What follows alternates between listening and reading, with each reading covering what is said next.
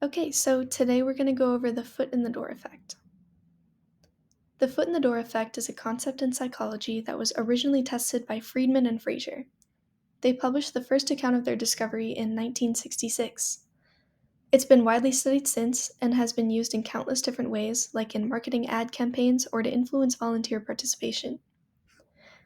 Friedman and Fraser mentioned that this concept has been around for a long time, but had not yet seen the appropriate research it deserved. They set out to determine what exactly it is and why it works.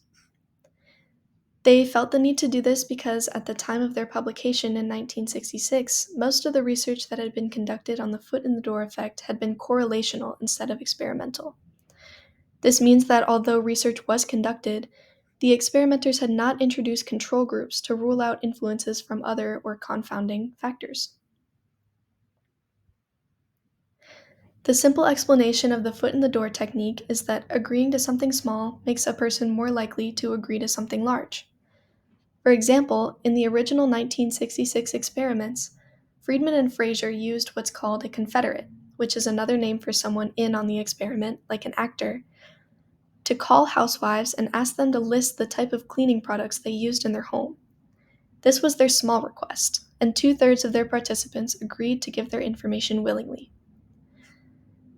The confederate waited 3 days and again reached out to the participants. He asked if he and 4 or 5 of his male colleagues could come inside their house to document which products they actually had. They would have full range to search all areas of the house for products to document. This is the large request. Not many people are willing to let 5 to 6 strange men into their house to rifle through their belongings and write down which items they own. But what Friedman and Fraser found was that if the housewives had agreed to the initial small request, they were much more likely to agree to the large request.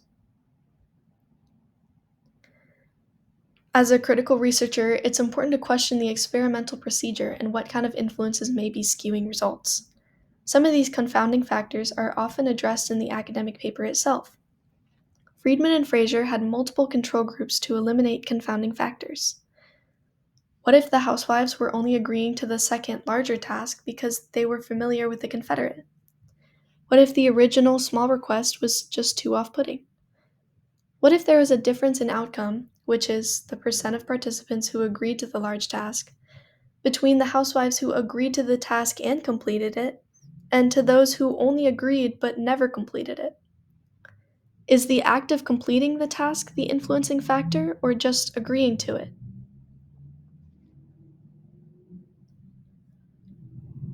So they controlled for a few of these variables by creating multiple control groups. The performance group is the independent or experimental group. They received the initial call about the survey and completed the questions. The confederate reached out to them 3 days later and asked them if they would agree to the large request. 52.8% of the participants agreed. The agree-only group is designed to control for the factor that we discussed in the last slide. To find out whether the influential factor in the experiment was the actual act of completing the small task versus just agreeing to complete it, the participants in this group were asked if they would be interested in completing the initial survey. If they said yes, the confederate thanked them for their time and told them that he would reach out in the future to complete the survey. 33.3% of participants in this group agreed to the large task. The familiarization group is supposed to find out whether the influential factor is the participant's familiarity with the confederate. In this group, the confederate called and described each question of the survey, but did not ask the participants for a response. He spent the same amount of time on the phone with them as the other participants, but they did not technically complete the task. 27.8% of participants in this group agreed to the large task. Finally, the one contact group was designed to test the original variable, that is, whether or not agreeing to a small task will make a person more likely to agree to a large task later. In this group, no participants were called for a survey, but all were called for the large task of inviting a group of men into their homes. 22.2% agreed to this task. I don't know about you guys, but all of these percentages seem pretty high to me. I can't imagine a situation where someone from a company calls me and asks to bring over 6 of their friends to come into my house and go through all my stuff and write down everything I have. But for some reason, either way, actually, the foot in the door effect is clearly at play here. You can see that the performance group, which is the group that agreed to and completed the small task, they had the highest compliance with the large task. The group with the lowest compliance with the large task was the one contact group, which had no interaction with the small task. They were just called to let these people into their house. So clearly, the foot in the door technique is at play here. But why does it work? The foot in the door technique has been extensively studied since its introduction into the scientific community. One popular theory for the motivating systems behind it is the theory of self-perception. Friedman and Fraser were the first to suggest this.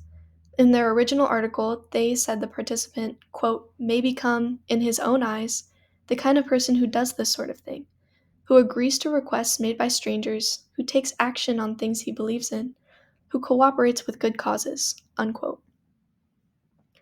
Basically, people want to believe that they're helpful, cooperative, active people. Excuse me. Sorry, my recording messed up. Anyway, people want to believe that they're good, cooperative, helpful people. And it's possible that completing or even just agreeing to the small task reinforces those feelings. Let's talk for a moment about perception. Perception is the act of awareness. Self-perception is the awareness of the self. This is often used to represent one's ideas about their own beliefs, feelings, or thoughts. In the case of the foot in the door technique, self-perception plays a few roles. For example, some people research this concept for its use in motivating people to volunteer.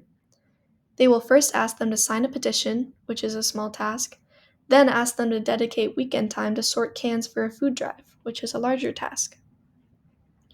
Self-perception may play a role here because agreeing to the small task might alter a person's self-concept.